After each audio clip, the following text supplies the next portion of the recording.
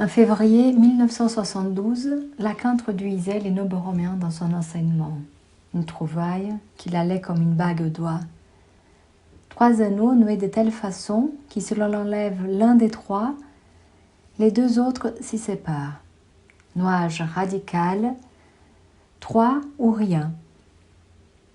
Ce nœud, il faut le faire, disait Lacan. Chacun trouverait sa façon de nouer. Mais il a une seule exigence pour qu'il soit borroméen. Respecter, c'est dessous-dessus. Si Lacan ne fait pas du nœud borroméen un modèle, il est clair qu'il en a fait une écriture nodale qui tente une approche structurale du sujet, qui tente de saisir, d'écrire un réel. Quel réel? Les réels analytiques ne sera pas mathématique. Ces nœuds, il l'alternait. Tantôt il les fabriquait dans l'espace, tantôt il les écrivait au tableau, passant parfois de l'un à l'autre sans que ses lecteurs en soient prévenus. Faites de constater que ce ne sont pas les mêmes coordonnées nodales, réelles, une fois dans l'espace ou dans un plan projectif. Autrement dit, les impossibles ne sont pas les mêmes.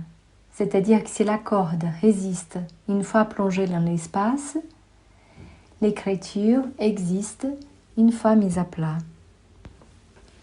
Le nœud borroméen peut s'écrire, puisque c'est une écriture qui supporte un réel.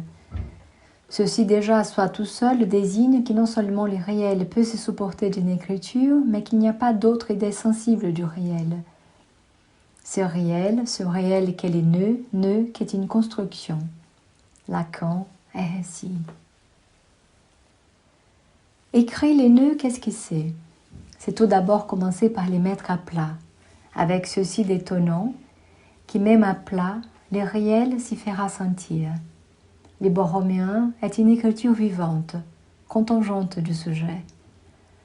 Comment on s'oriente là-dedans? Nous pouvons faire fi de la gauche et de la droite et commencer de l'écrire par son cœur, par ce triple trou central fait des 3 droites ouvertes, les trisquelles. Les droites partent en extinction et s'y rencontrent à l'infini, faisant apparaître les ronds du réel, du symbolique et de l'imaginaire.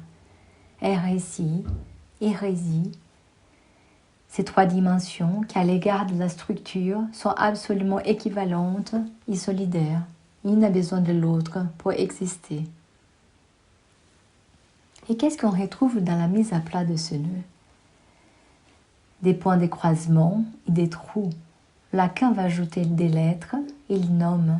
Dans les cœurs du nœud, il va localiser l'objet petit a, objet cause du désir, plus de jouir.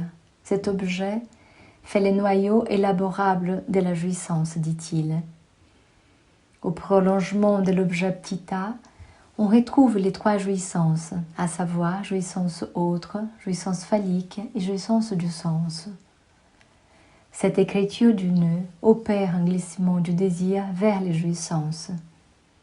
Quelle éthique pour les sujets pris dans les entrelacs borroméens?